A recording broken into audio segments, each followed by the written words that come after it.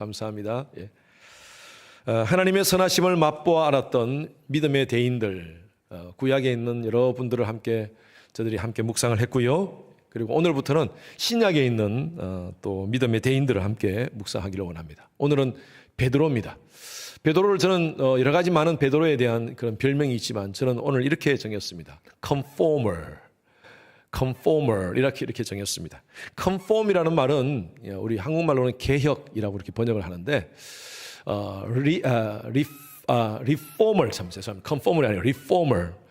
re라는 것은 다시라는 뜻입니다. 다시 reform이라는 것은 모양이라는 말 아닙니까? 그래서 모양이 다시 바꾼다는 것입니다. 모양을 다시 바꾼다.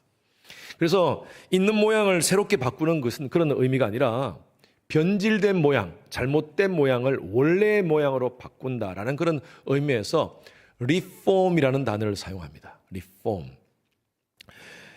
1517년에 마틴 루터가 종교개혁을 일으킵니다. 그 당시에 부패한 중세교회가 원래적 성경의 기능을 벗어났기 때문에 교회가 왜 이렇게 되었느냐, 정말 이 시대의 교회가 성경 중심으로 가야 되지 않겠느냐, 그렇게 외치면서 시작했던 그 종교 무브먼트가 바로 종교개혁입니다. 종교개혁을 영어로 리포메이션이라고 합니다. 리포메이션. 성경으로 돌아가자입니다. 그래서 오직 성경, 오직 예수 그리스도, 오직 은혜, 오직 하나님의 영광을 외치면서 그렇게 종교개혁을 일으켰습니다. 다른 말로 이 종교개혁은 이겁니다. 성경 중심의 교회로 가자, 이런 의미입니다. 성경 중심의 교회로 가자는 것이죠. 저희 교회가 속한 교단을 개혁 장로교회라고 합니다. 장로교회를 하지 않고 개혁이라는 말을 붙은 이유가 있습니다. 그 이유가 뭐냐면 성경 중심의 교단이라는 것이죠. 성경 중심의 교단. 세상에 많은 이슈들이 막 번져 이렇게 나와 있을 때 요즘 많은 이슈들이 있지 않습니까? 세상적인 트렌드로 가는 그 모든 것들을 해석하는 것이 아니라 성경에서 뭐라고 얘기하는가, 성경을 비추어서 이것을 해석하자. 사실요, 여러분, 장로교회를 굉장히 보수적 교단으로 여러분 알고 있는 분들이 많을 겁니다. 그런데 한국에서의 장로교회는 보수, 전통, 그렇습니다. 근데 미국의 장로교회는 사실 그렇지 않습니다. 여러분 잘 알고 있는 큰 교단, 제가 얘기를 하지 않겠습니다. PC로 시작하는 큰 교단. 큰 교단, 미국에서 대표적인 장로교단입니다. 거기서 동성애자들 다 인정하고 동성애 목사들에게 안수를 주고 세상이 이렇게 변해가고 있어요. 그 이유가 뭐냐? 그 사람들한테 이유를 물으면 세상의 트렌드가 이렇게 가고 있고 또 명분은 있습니다. 젊은 사람들을 교회로 안내하기 위해서 교회에서는 좀 그런 부분에서 오픈해야 되지 않겠느냐? 그렇게 얘기하는 거예요. 그런데 저희 개혁주의 교단에서는요, 절대 그렇게 인정하지 않습니다. 그래, 세상적인 이슈가 그런 이슈들이 있는데 그런 이슈들이 성경에서 뭐라고 얘기하느냐 한번 보자. 세상의 트렌드를 따라가는 것이 아니라 성경에서 하나님께서 말씀하시는 그 말씀의 기준으로 세상 사람들을 보기에는 딱딱한 것 같고 너무 원칙적인 것 같고 독선적인 것 같지만 그러나 우리는 성경 중심으로 가야 된다. 그래서 저희 교단을 장로교단이지만 개혁이라는 말을 붙인 이유가 바로 그겁니다. 리폼하자. 원래의 모습으로 다시 원형을 회복하자, 그런 의미입니다. 장로교단 안에서 이런 얘기가 있습니다. 늘 우리는 개혁 장로교는 항상 개혁되어야 된다. 개혁되어야 된다. 리폼 철치는 리폼되어야 된다는 거예요. 개인의 삶도 마찬가지입니다. 여러분 개인의 삶도 마찬가지예요. 우리는요 매일매일 자꾸 변합니다. 자꾸 좋은 방향으로 하나님께서 원하시는 방향으로 변하면 참 좋은데 그렇지 않은 방향으로 자꾸 변해요. 세상에 여러 가지 많은 죄악과 또 세상의 많은 트렌드 속에 우리가 살다 보니까 우리의 사고, 이 가치관이, 신앙적 가치관이 순간적으로 변해요. 한국 갔다 오신 분들 가운데 그렇게 얘기하시는 분들이 있더라고요. 목사님, 한국에서 막 세상적인 옛날 친구들 만나고 그렇게 정신없이 지내다가 다시 미국 와서 예배 딱 참석하니까 말씀이 잘 이렇게 막 안 들어와요. 그래서 왜 그런 줄 아세요? 이 속에 세속적 가치관이 어느새 자리 잡고 있는 거예요. 그래서 여러분 우리는요, 우리 자신을 매일매일 매 시간 리폼해야 됩니다. 원래의 모습으로 돌아가야 돼요. 하나님께서 이 땅 가운데 인간을 창조하신 모습이 바로 이미지 오브 갓 아닙니까? 하나님의 형상으로 우리가 창조되었어요. 그런데 아담과 하와가 범죄함으로 말미암아 사람들의 형상이, 하나님의 형상이 디스톨트 돼버린 거예요. 변화된 거예요. 안 좋은 방향으로. 그래서 예수님께서 이 땅 가운데 오셔서 십자가를 통하여 누구든지 예수 그리스도를 믿는 자에게 하나님의 형상을 회복시켜 주신 줄로 믿습니다. 여러분 예수를 믿으십니까? 저와 여러분들은 이미 예수 안에서 회복한 존재입니다. 개혁된 존재예요. 리폼된 존재예요. 이것으로 끝나는 게 아닙니다. 우리가 성화라는 말이 있지 않습니까? sanctification. 그 성화는요, 매일매일, 매 시간 리폼의 삶을 살아가는 거예요. 그게 성화입니다. 하나님이 창조한 원래 형상으로 회복하는 시간이에요. 저는 여러분들이 오늘 이 베드로에 대한 메시지를 통하여 리폼되어서 리포머로서 삶을 살아가는 여러분 되시길 바랍니다. 아멘입니까? 베드로의 삶이 그랬습니다. 예수님의 제자라고 큰 소리 뻥뻥 치면서 그렇게 예수님을 따랐는데 실수하고 넘어집니다. 그 실수한 베드로를 찾아오셔서 예수님은 그의 삶을 리폼 시켜주십니다. 그리고 단순히 그의 삶만 리폼 시키는 것이 아니라 베드로의 모습을 통해서 남은 인생을 통하여 세상을 리폼하는 리포머로서 삶을 살도록 합니다. 오늘 이 말씀을 통하여 하나님의 음성 들으시는 여러분 되시길 주님 이름으로 축원합니다. 확실한 동기를 통해 사명자로 리폼하십시오. 예수님께서 제자들을 부르실 때, 특히 베드로를 부르실 때 예수님께서 이렇게 말씀하십니다. 나를 따라오너라. 내가 너로 사람 낚는 어부가 되게 하리라. 고기 어부로서 살다가 이제 고기를 낚는 어부가 아니라 사람 낚는 어부가 되게 하겠다. 예수님께서 부르셨어요. 베드로는 감동을 하고요, 그의 배와 그물을 던져두고 예수님을 쫓습니다. 그리고 3년 동안 예수님을 따르는 제자로서, 또 우리가 보통 베드로에게 수제자라는 그런 별명을 붙이지 않습니까? 수제자로서 열심히 예수님을 따릅니다. 엄청난 고백을 합니다. 주는 그리스도시요 살아계신 하나님의 아들이십니다.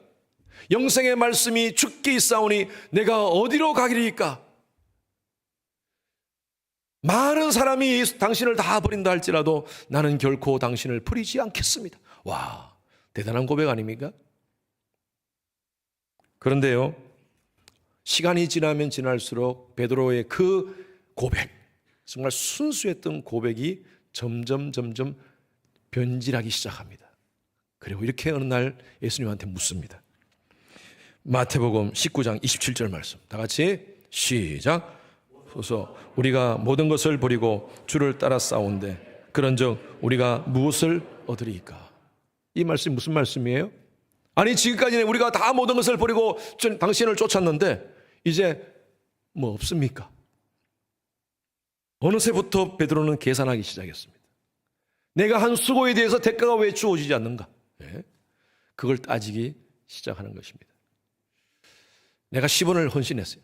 네. 10불을 헌신했어요.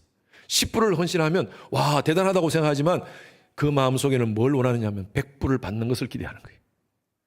여러분, 그것은 10불의 헌신이 아닙니다. 100불을 보상을 기대하는 것은 10불의 헌신한 것이 아닙니다. 여러분, 예배 지금 어떤 목적으로 드리고 계십니까? 어떤 동기로 드리고 계십니까?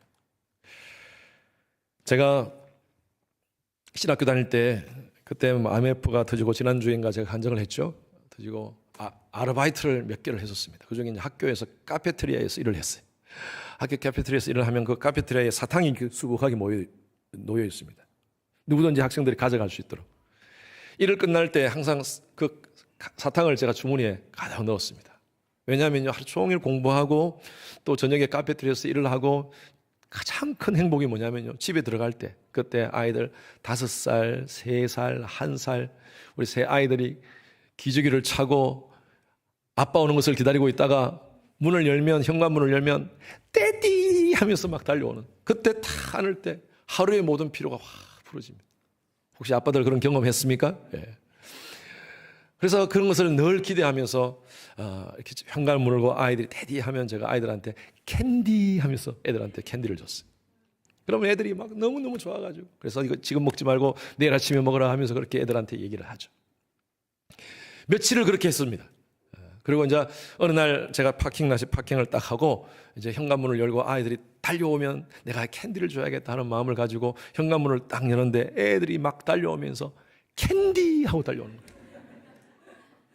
데디는 없고 캔디만 이제 보이는 거야. 예?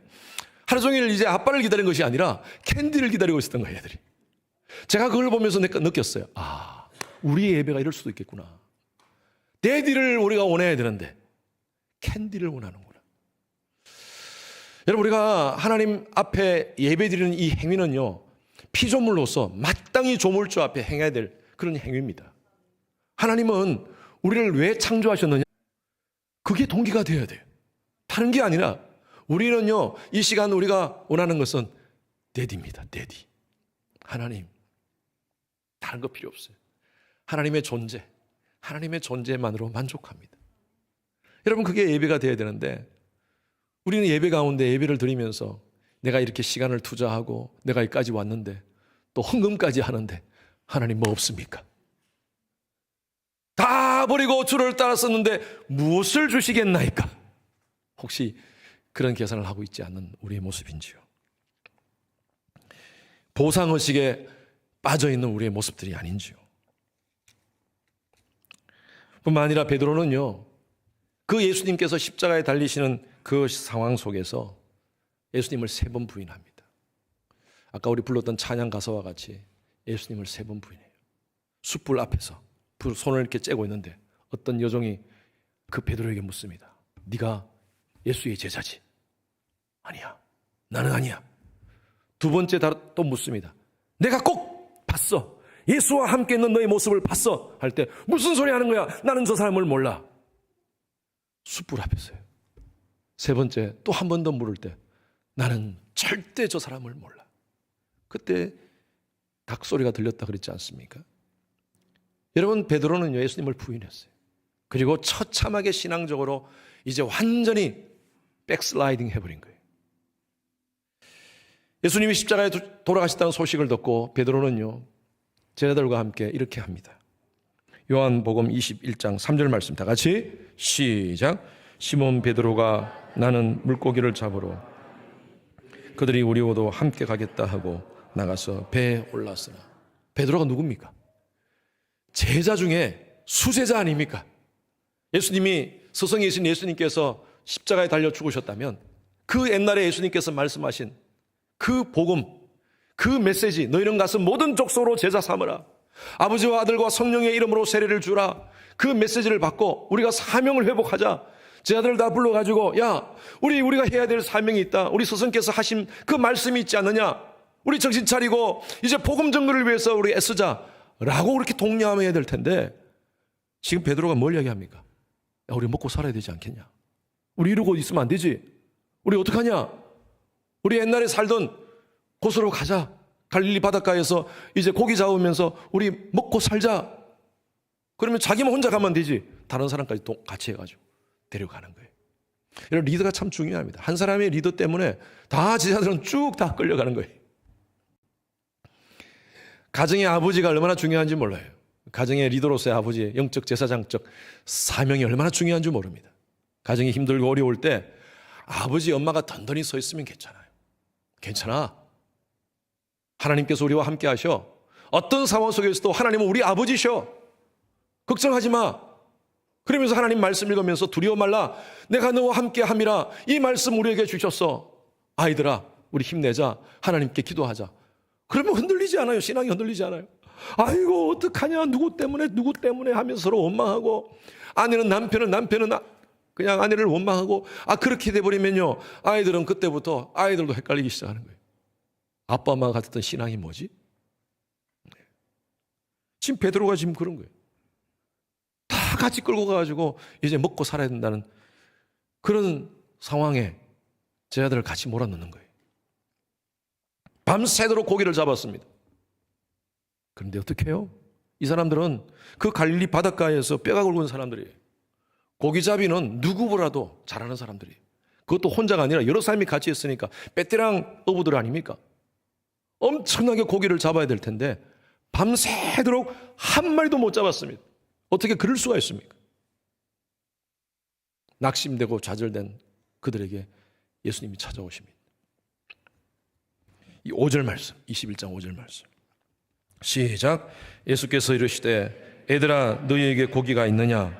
대답하되 없나이다. 예수님께서 그들에게 얘기하시는 거예요. 고기가 있느냐?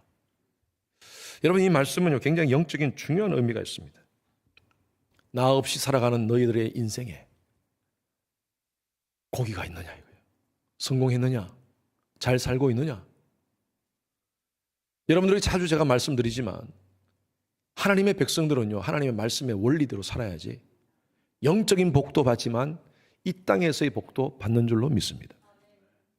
영적인 원리로 살아야 돼요. 그 영적인 원리가 뭡니까? 말씀의 원리로 살아야지 고기가 있습니다. 우리 삶 가운데. 예수 없이 살아가는 삶, 저와 여러분들은 하나님께서 택하신 하나님의 백성들입니다. 믿으시는 분은 아멘. 그런 자들은요 하나님의 말씀의 원리대로 살아야 돼요. 예수 안 믿는 사람, 하나님께서 유기하신 그런 사람들은 그냥 그렇게 살더라도 세상적인 성공을 가질 수가 있습니다. 뭐 부자 될 수도 있고요, 뭐 다 잘 될 수도 있습니다. 그러나 하나님께서 택하신 하나님의 백성들은요 말씀의 원리로 살아야지 영적인 복을 누리고 그 다음에 이 땅에서의 복도 누리게 될 줄로 믿습니다. 예수님께서 물으시는 거예요. 나 없이 살아가는 삶에 너희가 행복하냐? 성공이 있느냐? 오늘 저와 여러분들에게도 묻습니다. 예수 없이 살아가는 인생, 교회는 다니고 신앙생활 한다고 하지만 여전히 예수님과 거리를 두고 살아가는 우리의 모습들 삶 가운데 여러분 성공이 있습니까? 주일 어기면서 돈 번다고 하면서 주일 성수하지 않고 삶은 삶 가운데 그런 하나님께서 여러분 삶 가운데 성공이 있습니까? 기도하지 않고 말씀 보지 않고 하나님 백성으로서 마땅히 하나님과 친밀감을 가져야 되는데 그것을 놓치고 살아가는 인생에 여러분 성공이 있습니까? 교회 봉사하지 않고 내 시간 내가 나를 위해서 쓰면서 그렇게 내 가족을 위해서는 열심히 쓰는데 교회 하나님의 나라를 위해서 전혀 헌신하지 않고 물질로 헌신하지 않는 그런 삶 가운데 여러분 성공이 있습니까?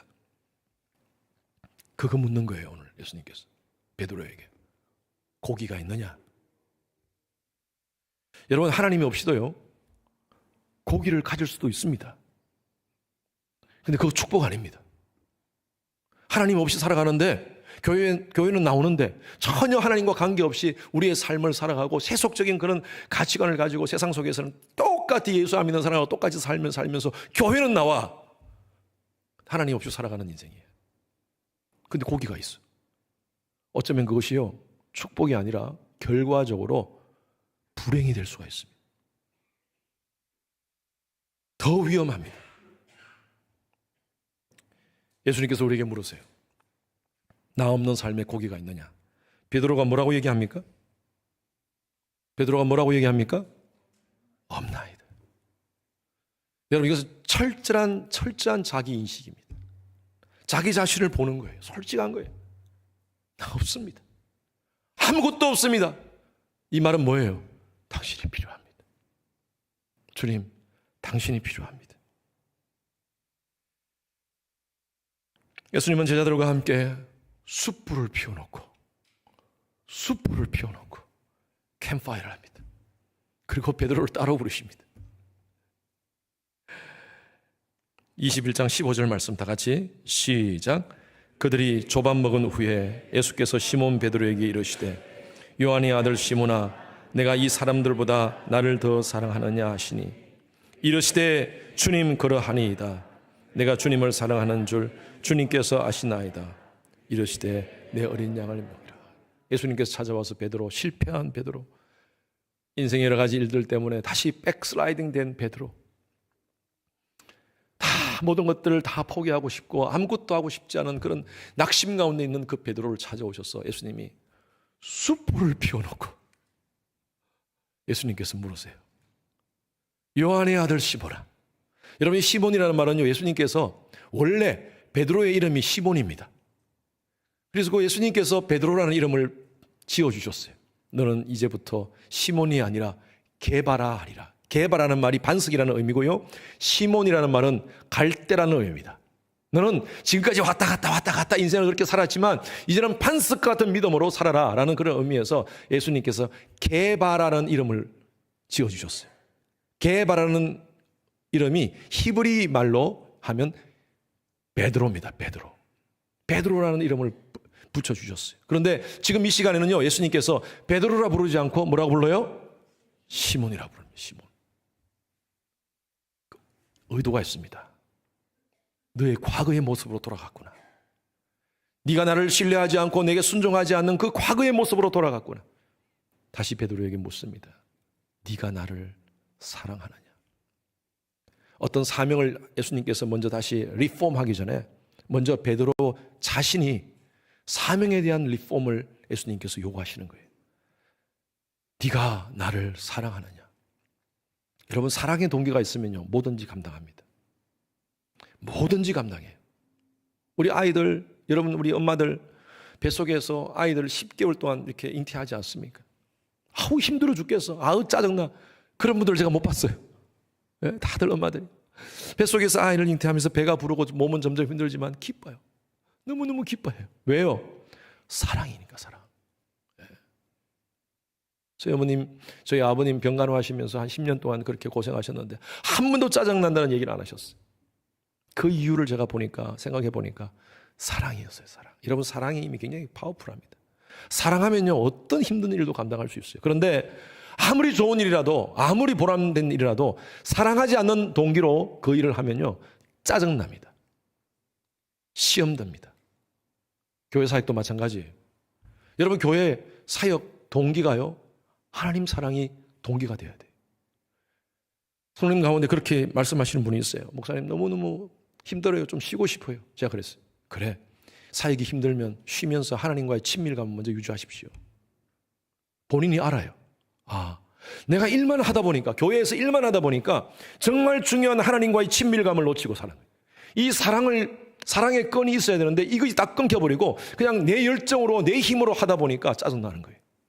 번아웃되고.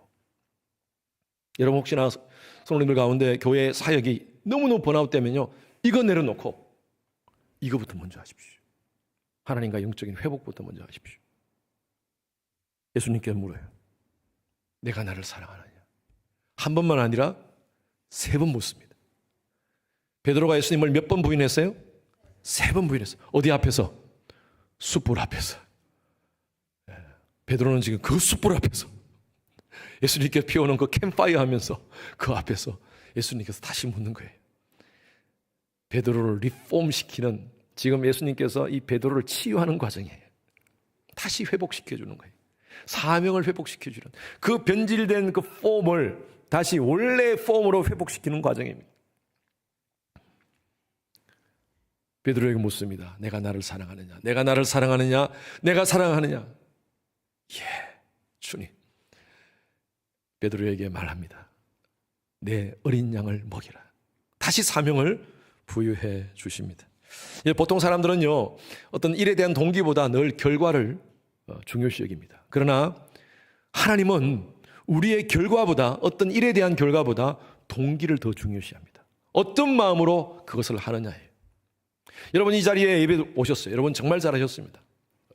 이민생활 얼마나 바쁘고, 또 이 시간 일을 하시는 분들은 나가면 더 많은 돈을 벌 수 있고, 또 다른 데 가서 놀 수 있으면 더 많이 우리가 육신에 리프레시 될 수 있겠지만 왜 이 자리에 오셨습니까? 예. 하나님은 이 동기를 먼저 보십니다. 주님 사랑하기 때문에. 왜 교회를 섬깁니까? 여러분, 각 부서에서 왜 그런 사역들을 감당합니까? 주님 사랑하기 때문에. 그런 열정을 가지고 그런 동기로 주님을 섬기시는 여러분 되시기를 주님 이름으로 축원합니다.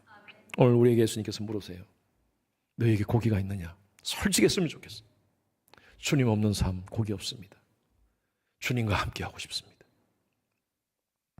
그렇게 고백하는 베드로에게 예수님께서 만나 주시고 베드로에게 다시 사명을 부여 주십니다. 두 번째로요, 확실한 순종을 통해서 개혁자로 리폼하시기 바랍니다. 베드로는 다시 사명을 부여받고 예수님께 순종하기로 결심합니다. 그런데 장애물이 생깁니다. 한 사람이 보입니다. 갑자기.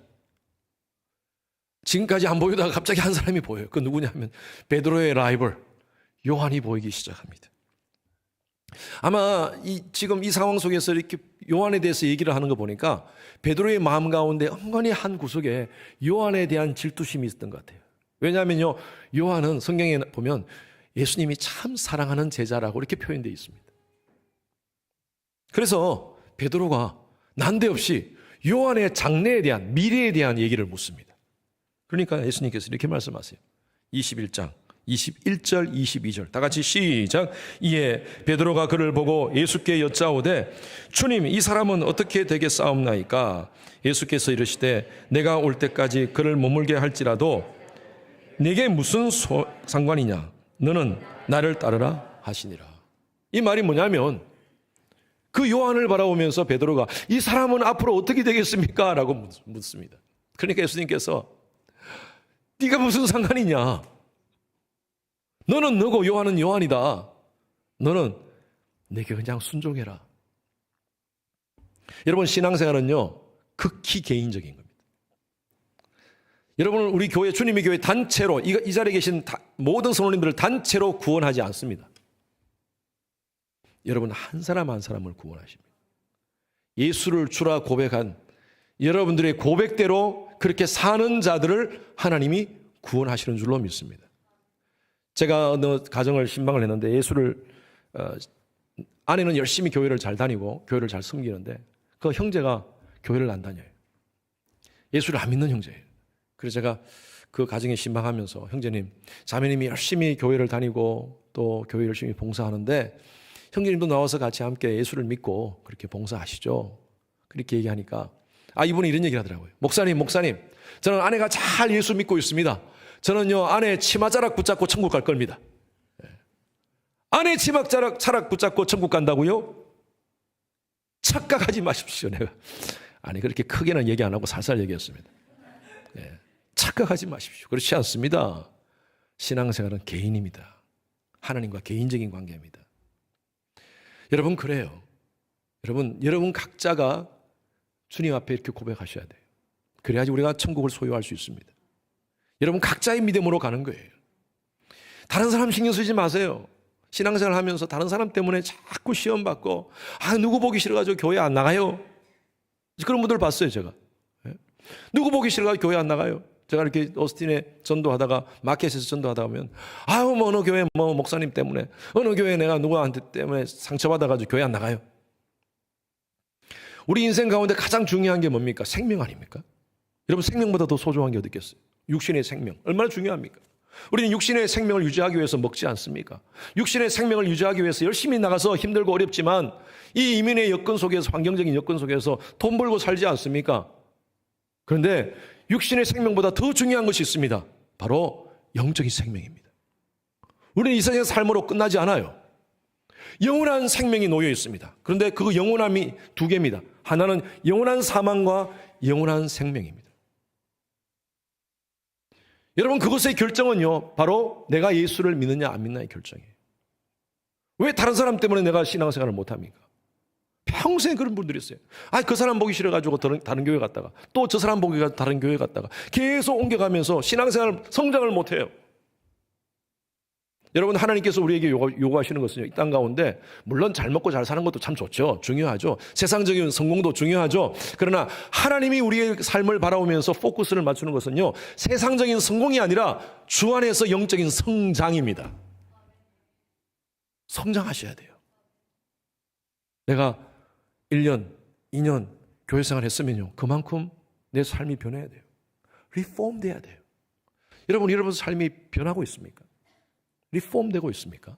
날마다 하나님께서 원하시는 그 폼으로 변하고 있어요. 거기에 우리가 관심을 가져야 돼요. 우리 다른 사람 신경 쓰지 맙시다. 내가 정말 하나님을 믿고 예수 안에서, 복음 안에서 성장하고 있는가? 그래서 상처받았다는 얘기는 여러분 가능하면 하지 마십시오. 우리 성도님들, 우리 주님의 교회 성도님들은요, 상처받았다는 얘기는 아내가 돌아가시기 전까지는 하지 마십시오. 상처. 큰일 날 일 아닙니까? 큰일 날 일. 그 외에는 이렇게 얘기하세요. 내가 혹시나 다른 사람, 그런 사람이 있어요. 정말 교회 안에서 꼭 내 마음에 다 드는 사람이 있지 않습니다. 또 불편한 사람도 있고 생길 수 있어요. 그런 사람들 보면요, 저한테 이렇게 얘기했어요. 목사님, 아무개 때문에 상처받았어요. 그러지 말고, 목사님, 그 사람 때문에 연단받고 있습니다. 연단받고 있습니다. 그렇게 얘기해 주세요. 우리 좀 그런 시각으로 봅시다. 그래서 상처를 주는 사람은요, 그 사람 속에 있는 상처 때문에 내게 상처를 주는 거예요. 우리가 그걸 이해해 줘야 돼요. 아픔이 있구나. 그렇구나. 저 사람 가운데 해결되지 않은 썬뿌리가 있구나. 그것 때문에 나한테 이렇게 다가오는구나. 그래서 어떻게 해야 돼요? 그 사람들을? 우리는 불쌍히 여겨야 돼요. 기도해 드려야 돼요. 우린 가족 아닙니까? 가족 가운데 한 사람이 아파하고 힘들어하고 또 나한테 어떻게 안 좋게 얘기하면 막 싸웁니까? 아니잖아요. 또 실수했구나. 그래. 하고 또 우리가 두들겨주고 같이 기도해주고. 공동체 안에서 그렇게 했으면 좋겠어요. 누구 때문에 신앙생활 못하겠습니다. 지금 베드로가 그랬어요. 요한 때문에. 요한이 무슨 상관이냐? 너는 내 말 순종해라. 너라도 순종해라. 베드로는요, 이 예수님의 부르심 가운데 리폼합니다. 리폼. 그의 삶이 리폼합니다. 그리고 그 후에 요한복음 21장 다음에는 22장이죠. 그죠? 22장 보겠습니다. 사도행전은 넘어갑니다. 22장 없습니다. 요한복음 21장 다음에 베드로의 모습이요, 사도행전부터 확 변합니다. 오직 성령이 너희에게 임하시면 너희가 권능을 받고 예루살렘, 유대, 사마리아 땅끝까지 이르러 복음의 증인이 되라. 그 말씀 부여잡고요, 사도들이 함께 120명의 사도들이 모여가지고 기도하는 가운데 그곳에 성령이 임합니다. 놀라운 하나님의 역사가 그곳에 벌어지면서 베드로가 벌떡 일어나서 얘기를 합니다. 복음을 얘기합니다. 사도행전 2장 36절 말씀 다 같이 시작. 이스라엘 온 집은 확실히 알지니 너희가 십자가에 못 박은 이 예수를 하나님이 주와 그리스도가 되게 하셨느니라. 여러분, 대단한 선포 아닙니까? 아주 담대하게 선포합니다.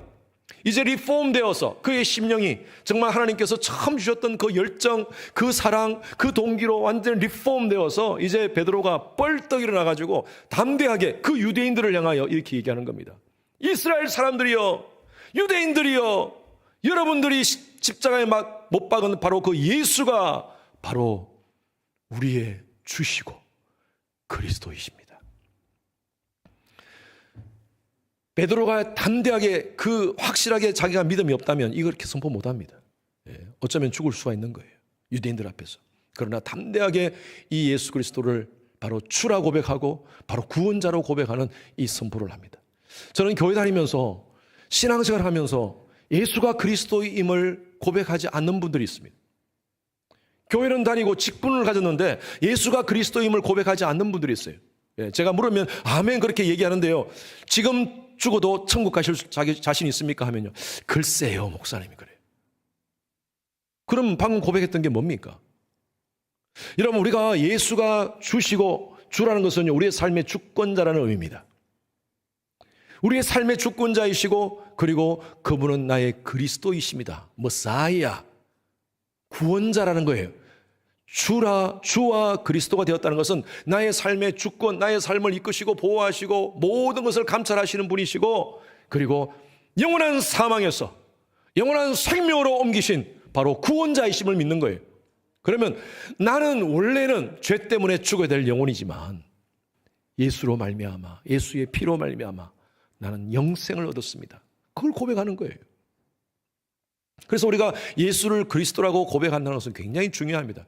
교회 공동체가 뭡니까?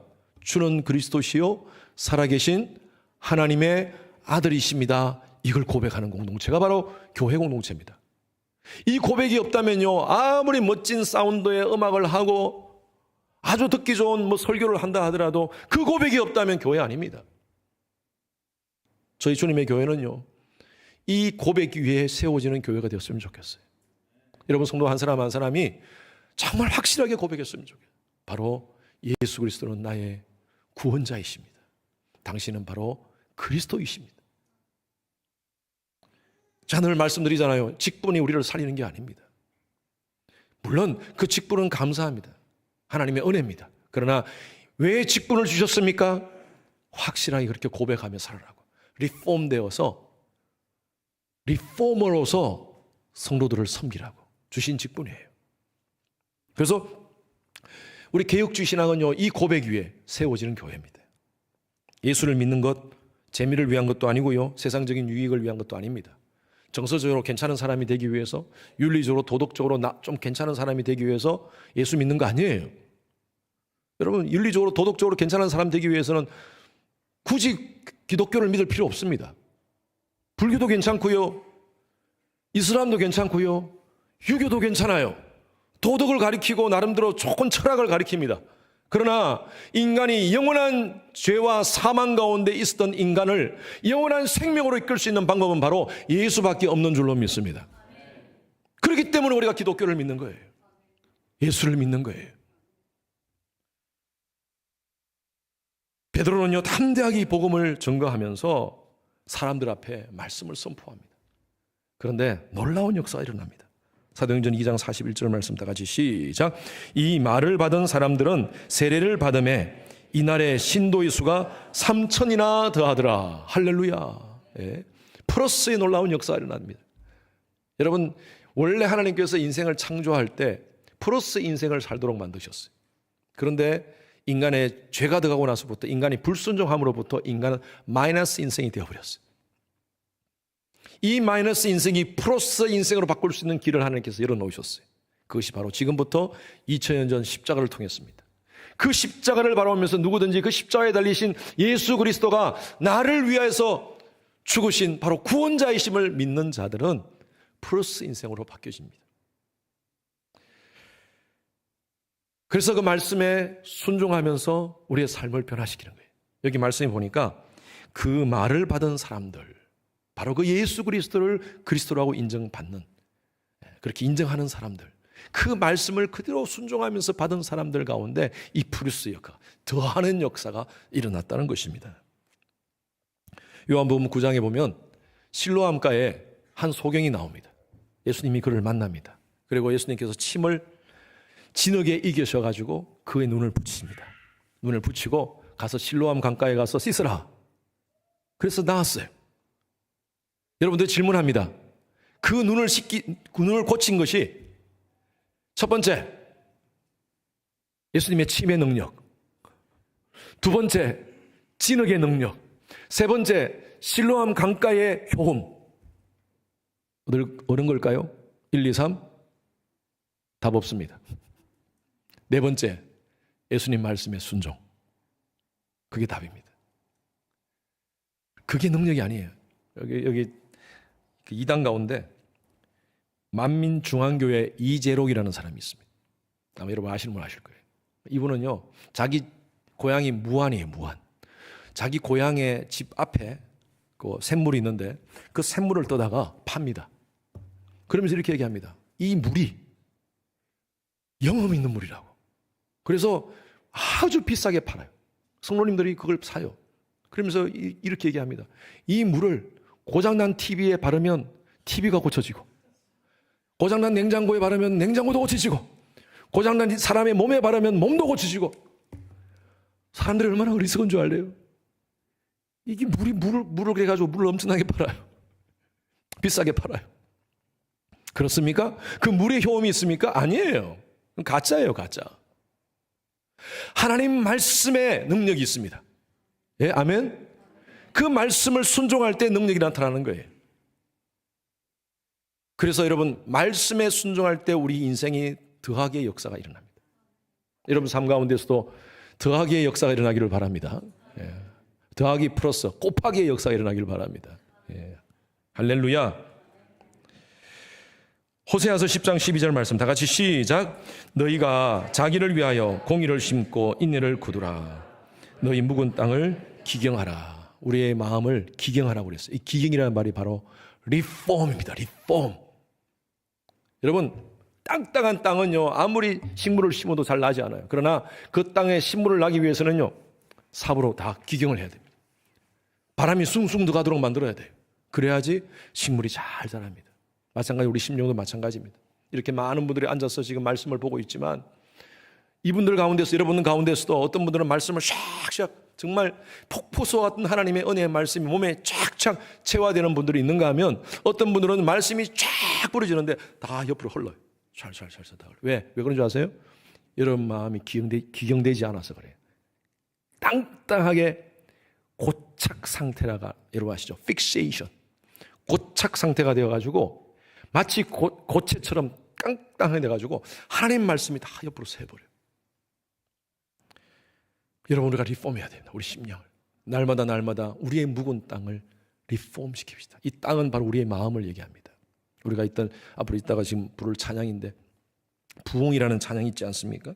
예. 부흥의 불길 타오르게 하소서.